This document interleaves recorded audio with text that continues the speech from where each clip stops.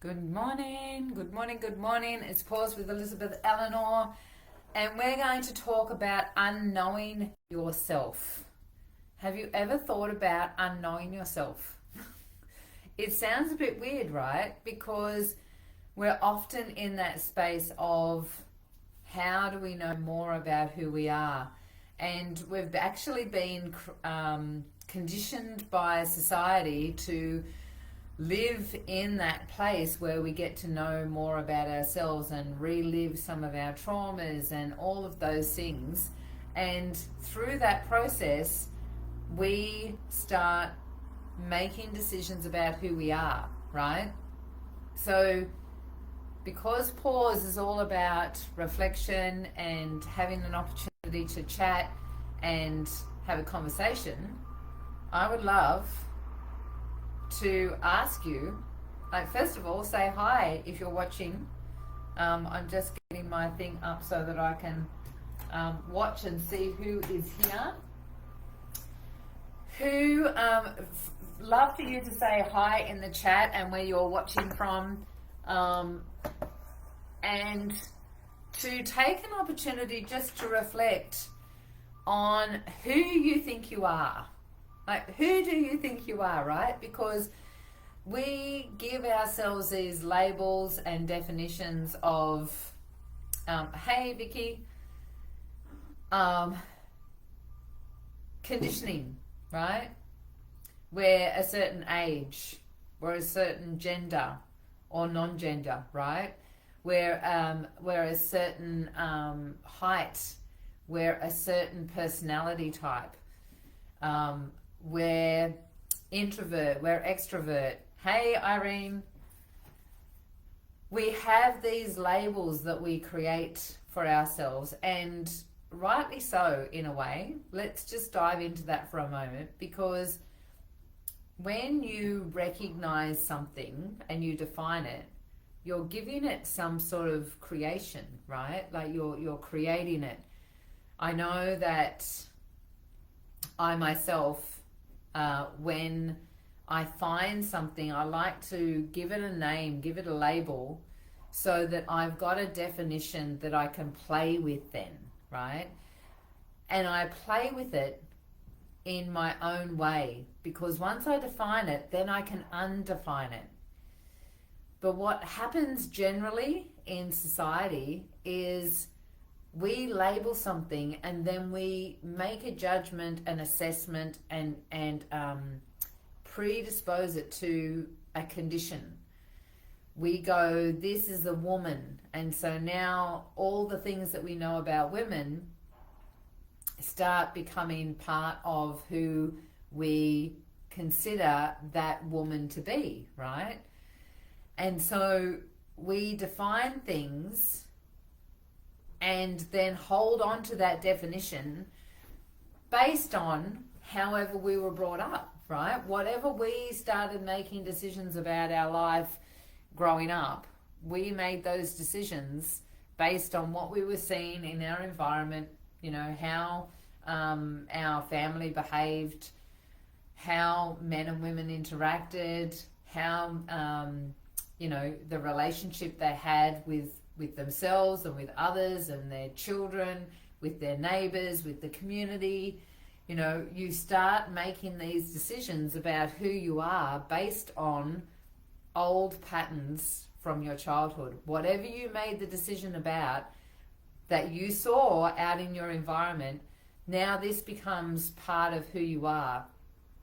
And so we start defining a certain situation based on this, because we're living here on the planet and we've got to make, this physical body, all it knows is it needs to survive, right? The cells in our body are limited to this lifetime.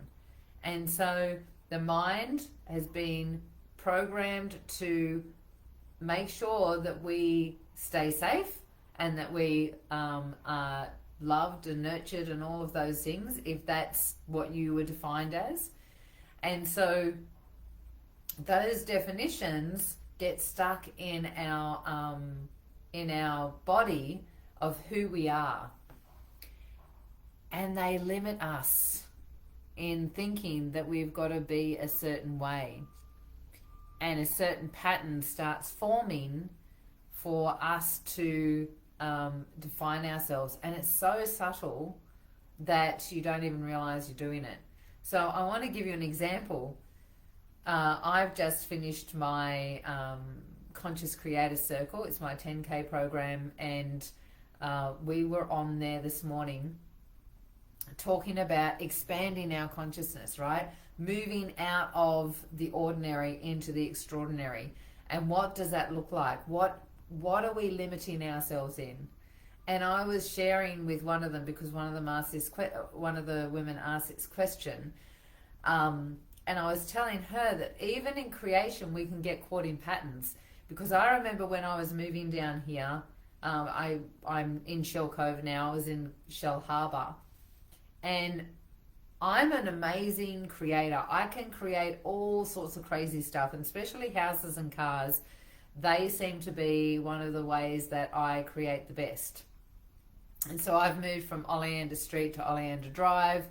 I lived in a particular suburb in Sydney, and it was like the identical name of the street, and everything was almost identical to my brother who lives up in the mountains.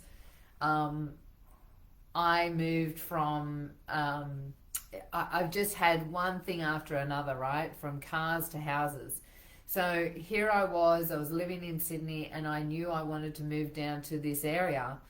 And I had just turned 50, and I look up in the real estate thing, and here is 50 Elizabeth Street, whatever the suburb was, down this way. And I just went, oh my gosh, there it is. This is my house. This is the way I create all the things. I just went into this, like, this is me. I've got my house, right? Quite chuffed that here it was again, the way I create. Went to put in the application form, and I couldn't find the form. And it was a Sunday, couldn't find the form online. It's like, it must be a glitch or whatever. Rang up on Monday, and they go, oh no, that house is gone. It's the applications have closed. It's now in approval mode to see who's going to move in, blah blah blah. And I went, oh, but I need to put an application form in. He said, no, sorry, we've got 200 applications. I'm like, no, you don't realize that's my house, right? I just turned 50. My name's Elizabeth, and this is how it works for me, right? I was a bit insistent, and he wouldn't listen. I asked him to ask the owners. The owners said no, and my mentor at the time, I remember speaking to my mentor and saying, what happened? Why did that happen? And he said, because the application's closed. And I went, huh? Like, wait a minute, but that's the way I create. And I had got into a pattern of that's the way I create.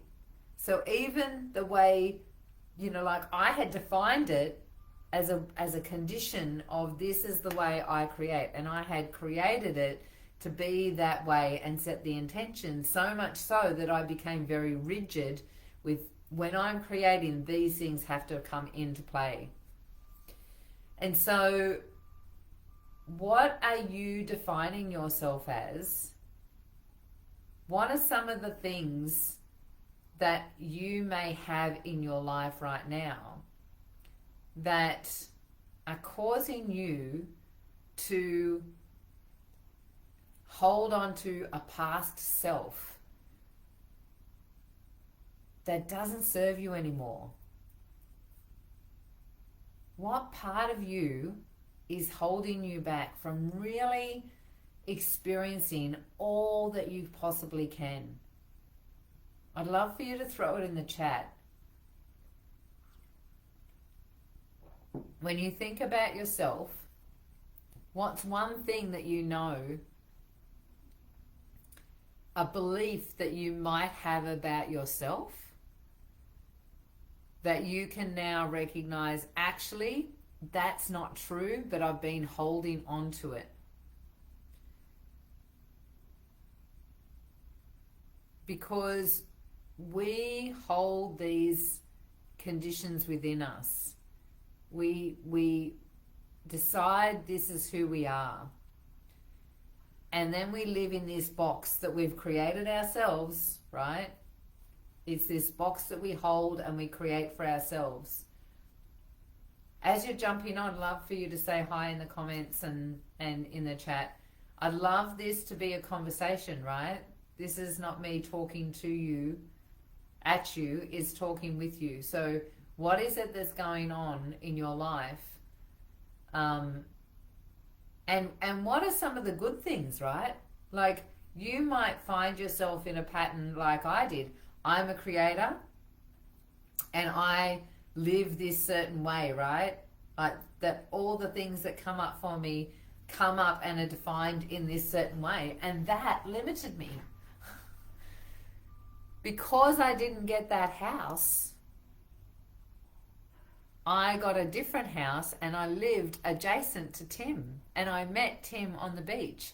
That house, 50 Elizabeth Street, was in a different suburb, not near the beach. Not near this beach where I am, where I met Tim. So if I had have kept pushing into that and choosing that was my creation because that's how I create, I may have missed out on meeting Tim and living the life that I'm living now, which I just happen to love, right? Yeah. Isn't it interesting, right? We do have these feelings of not being good enough or not feeling worthy, or that somehow we're not perfect. And so we get caught up in these tangents and patterns of behavior. And so, the reason I say unknow yourself is because I've just been through this myself.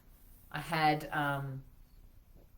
last month. So ladies, in this group, we are doing a monthly mixer. So every month we're doing a free event with a little result, like to move the needle, just a little movement forward, right? So last month we did the Mad Hatter's Tea Party, and we did a beautiful meditation called Stepping Through the Looking Glass. So it was all based on Alice. For those that have been watching, you would have noticed that Alice in Wonderland has become a bit of a theme. But that's because Alice, my client avatar, who years ago just happened to be called Alice. For whatever reason, I just called her Alice.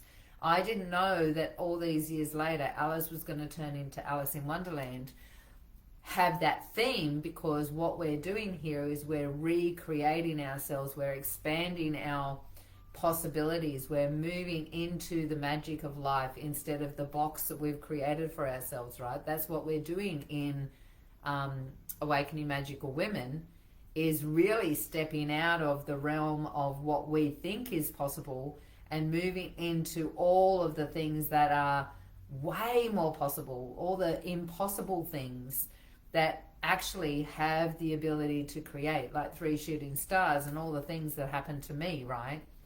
That's what this group is all about.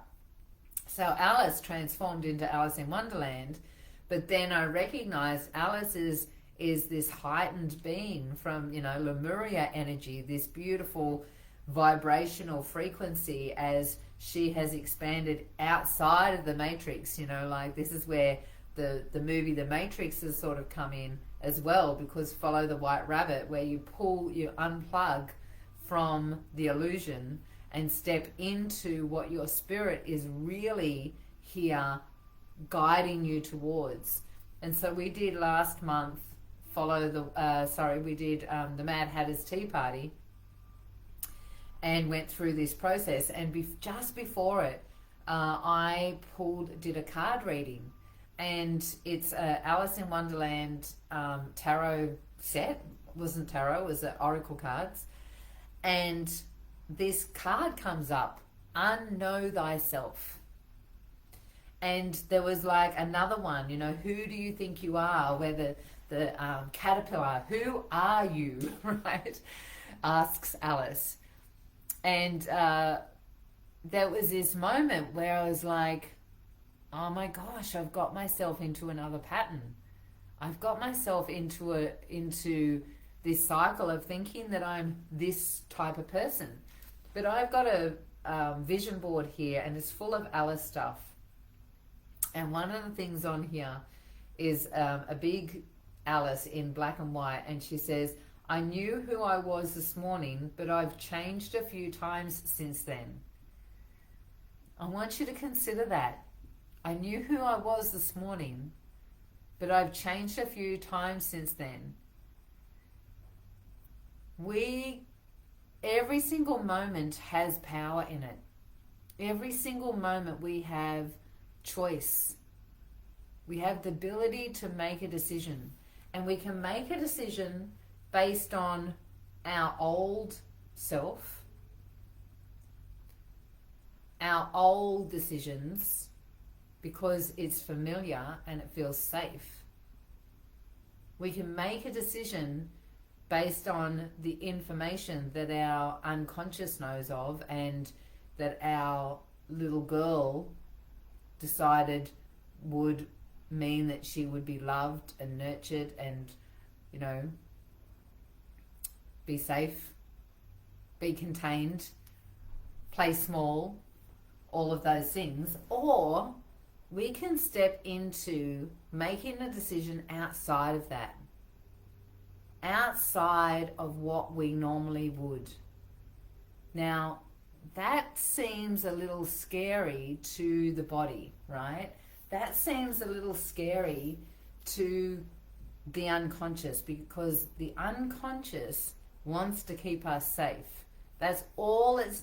The whole job of the unconscious is to keep, it's called the path of least resistance. When you're walking on the path of least resistance, is a path that you know really well, right? And you're more likely to say, I want a cup of tea than a cup of coffee if you are more conditioned to believe that to live with tea, right?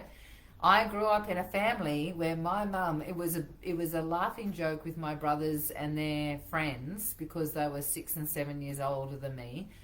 But my mum used to hear in my house all the time, Elizabeth, make me a cup of tea. And I used to have to go and make her a cup of tea, right? So mum had a cup of tea, black tea, milk, no sugar. I make a really wicked cup of tea because I have been conditioned to make tea all my life, right? I know how to make tea really well. You want dark tea, you want weak tea, you want, just right tea in the middle, if it's just right for you. I know how to do that because I did that all my life. Now, coffee was not a thing in our house. We didn't have coffee. I'd love for you to share in the chat. Did you grow up with tea or did you grow up with coffee? Because this is a great little analogy, right?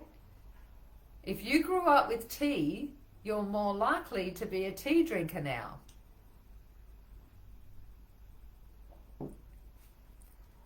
Now, that's not all, and if you grew up with coffee, it was the other way around, right?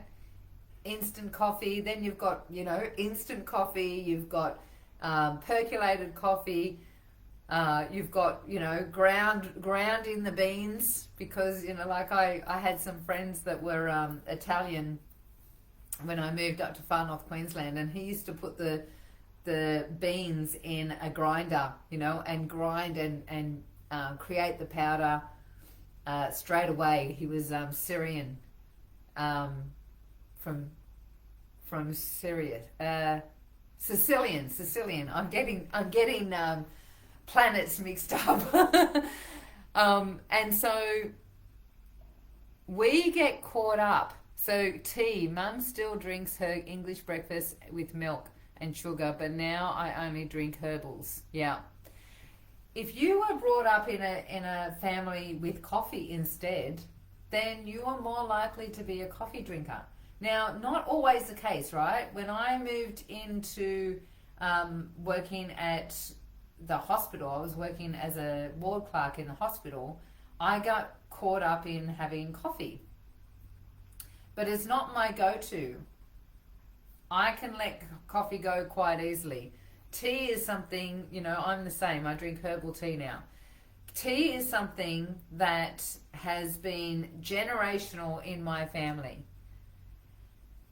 And so we get caught up in these patterns. So I might be talking to you about making tea or coffee, but what is the pattern that is happening in your life that's holding you back from living an extraordinary, magical life now?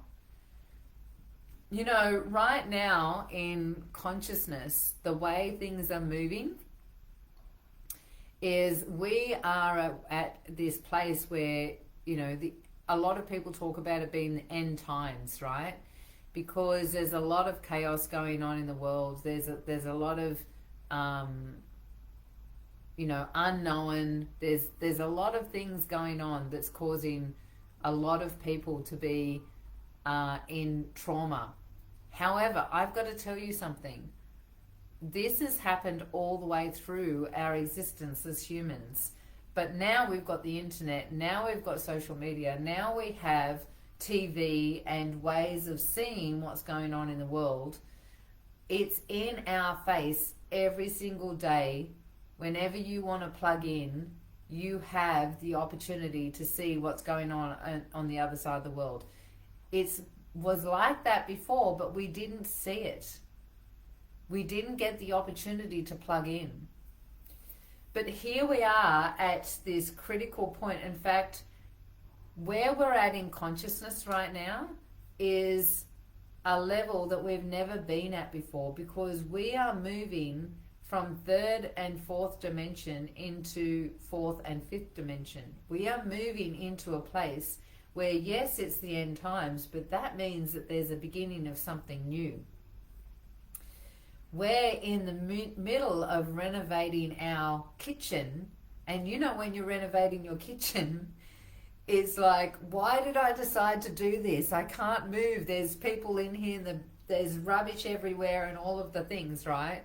But when you get this brand new kitchen where you can make your tea or coffee, now you're going, I'm glad I went through that. I'm glad I decided to pull all that stuff out and get those people in to redo the plumbing and all of the things. So right now we have the opportunity to be following that thread of what was the past. Getting stuck in the illusion, getting stuck in the behaviors of fear because we're in chaos, right? And our body is used to going into this space of, this is how I behave when I'm in trauma response or whatever it might be. These are the decisions that I make, and this keeps me safe, even though it's uncomfortable, even though it might be painful. We can move out of that and into a space of recognizing, what is it that I really want to create? What decisions can I make in this now moment? If I make this decision to hold on to this instead and tune into this, what is lining up for me when it comes to my higher self calling me towards that? Calling me towards this creation, calling me into that space of major possibilities beyond your wildest dreams. What new decision can you make today and unknow the old belief systems? The ones that want to keep you, like, they come in so quickly that you might not catch them. And this is about being conscious, right? We're here creating conscious relationships. When you're in that place of being aware of what your thoughts are, moment to moment, you can catch those things. Wait a minute, that's a belief from way back. This belief is from my childhood. You know, if you have a moment where you're finding yourself in a place that you don't really feel comfortable anymore, you know, something you can feel yourself in going into overwhelm or anxiety or not good enough or whatever it might be, stop for a moment and breathe. Just take a nice deep breath in through your nose and out through your mouth. How am I feeling right now? Where do I feel this in my body?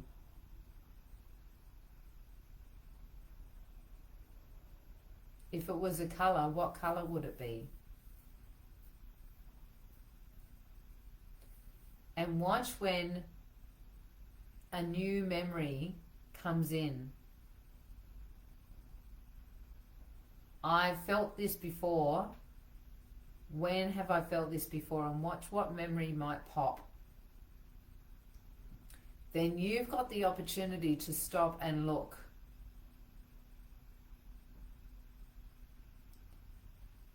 Does this serve me anymore to feel this way? Or to believe this? What's a new feeling, thought that I can have? What's something that I can shift and replace this with? So that I'm now recreating myself.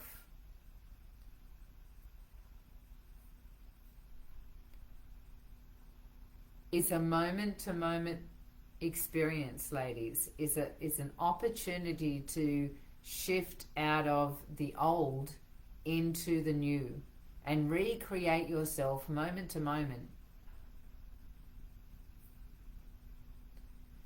So last month we did the Mad Hatter's Tea Party, and what we did was we embraced our true self, the part of us, the unknown, right? The part of us that is maybe hidden from the day-to-day part of the day-to-day experience of ourselves. I had some really good feedback from that. We did a vision meditation. Some beautiful experiences women had. And so we actually have that as a recording. So it was such a beautiful little event that we recorded it. So if you would like the replay, just throw into the comments here, Mad Hatter, and we will send you the replay. This month we have Follow the White Rabbit.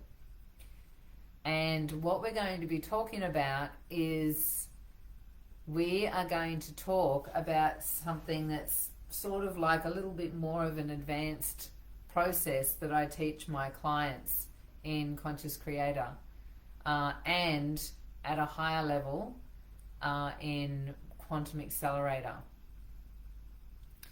So I'm going to share the basics of it. Follow the White Rabbit is all about synchronicities, because often we have these moments, right? How many people have, see the triple numbers, 111, 222, 333 on a regular basis, right? Sometimes I can see 5 or 6 times this triple numbers in my life. And the other day, I voice messaged a friend on Messenger, and she voice messaged me back, and when we saw it, we realized I had messaged 333 3 minutes and 33 seconds, and she had messaged back 3 minutes and 33 seconds as well. So both of us had 333 in our voice message. And so we see these things, and then they pop and they go, oh, isn't that great? Oh, isn't that great, right? We're in sync. And you can actually go in and look up angel meanings on Google and check out what that number means and all of the things.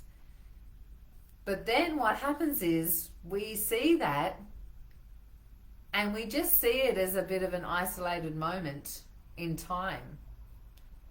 But what I want to share with you is, what if your higher self, your future self, are giving you these signs to follow?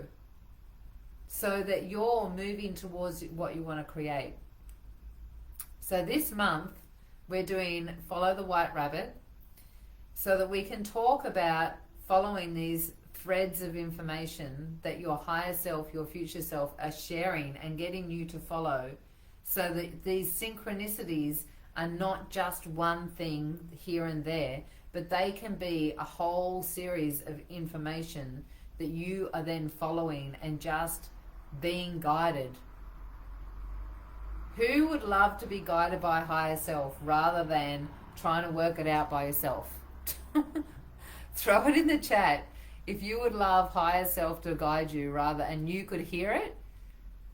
Throw it in the chat. So if you're interested and want to come to Follow the White Rabbit, throw in a rabbit into the comments, and we will send you the link to that. And just another thing, we also have the Lionsgate portal happening on the 8th of the 8th, and we're doing a meditation in this group. Very powerful time. This is the